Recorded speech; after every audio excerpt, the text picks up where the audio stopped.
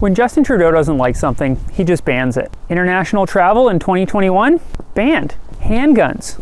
Banned. If you're putting something on the internet, like this YouTube channel, and he doesn't like it, he's gonna ban that too. But the big one that concerns me is the ban on foreign buyers in Canadian real estate. You're probably wondering, are home prices gonna go down if we just turn off the taps from China? Will the foreign buyer ban work in Canada? Well, the answer is yes and no. Let me take you through the reasons why. First, let's look at the actual law itself. The law is called the Prohibition on the Purchase of Residential Property by Non-Canadians. So who's going to be banned? Well, in order to buy a home in Canada, you need to be a citizen, a permanent resident, or a registered Indian under the Indian Act. Their words, not mine. So who can still buy? If you're married to a Canadian citizen, so a foreigner who's living common law or married to a Canadian citizen, they can still buy. So it's not everybody that can't buy. Now, what are people banned from buying? Well, foreigners will be banned from buying any houses that are up to 3 units. So this would be a duplex, a house with a suite and a laneway. Those are all going to be included. They can still buy apartment buildings, industrial land, commercial land, farmland. That's a whole separate thing. We're just looking exclusively at residential properties. They can't buy townhouses, row houses, condos, and in the law it actually says anything else in the supporting regulations, which we haven't seen yet. So we don't really know what's going to be banned, nor do we know entirely who is going to be banned, but we've got a pretty good sense of it. One of the most important things they added to this clause is that it's not retroactive. Now, in 2016, when the British Columbia government introduced a foreign buyer tax, they made the tax effective immediately, regardless of when you had entered into a contract. It created total chaos, and a lot of people rushed to get their deals closed before the tax came in. This time the government's figured that out, and they've decided to allow people under contract to continue through with that contract. So if someone from Australia has bought a pre-sale condo in downtown Vancouver and it doesn't complete till 2023 or 2024, they're still going to be able to buy that. They'll have the foreign buyer tax, but they won't have the ban preventing them from purchasing that home.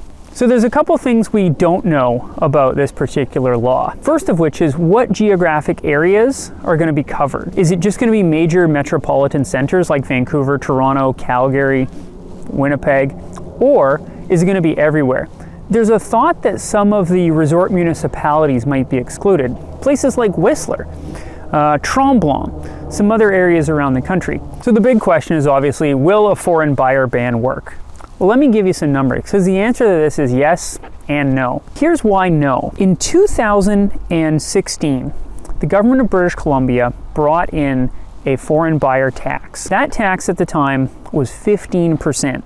As a result of introducing that tax, foreign buyers dropped dramatically in the province of British Columbia. In 2017, 2.6% of all buyers were foreign buyers. 2018, it was 2.5%. 2019, it was 2%. And in 2020, it was only 1.3%. So we brought in a foreign buyer tax of 15%. We increased that to 20%, and then we shut down the border for 2 years. So we've effectively already banned foreign buyers from coming in to British Columbia. It's also worth noting that that tax in fiscal year 2021, it brought in about $100 million.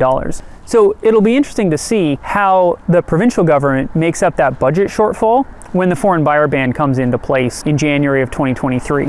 Given that foreign buyers are such an insignificant part of the market already, I'm not sure that the federal ban is going to do any significant damage to real estate prices here. Let's look at what foreign buyer taxes has done to pricing. When the foreign buyer tax was introduced in August of 2016, the average price of a home in Vancouver was $1,157,000. Fast forward to October 2022, the average price of a home is $1,473,000. That's up over $300,000 in average price, despite a foreign buyer tax and a border shutdown. You'd think the government would realize this probably isn't going to solve the actual housing problem we have here in the Lower Mainland. I do think the foreign buyer tax will work. Here's why. If you think, as a lot of people do, that foreign buyers represent an enormous part of the buyer pool in the Lower Mainland and Vancouver in particular, then you will think that they are impacting the prices and driving them higher. And so, when you hear that the feds are doing a foreign buyer ban, you'll believe that prices are going to go down as a result of it. Because you believe that, that'll cause you and lots of other people in the market to act accordingly. And if people are acting as if the market's going to go down, the market's going to go down. On this one, it's a little bit too little too late. We've already done this in British Columbia. Ontario's done this. Foreign buyers no longer represent a large enough segment of the market that banning them will have any dramatic impact on pricing. I've done over 1,000 transactions in my career, and I can't think of a single one where the buyer would be classified as a foreign buyer for the purposes of this particular law. It's just not as big as you think it is. The issue in Vancouver is not foreign buyers, it's foreign money. The money is made elsewhere and spent here. We don't have a lot of big high-paying jobs in Vancouver, but there's a lot of money floating around the city.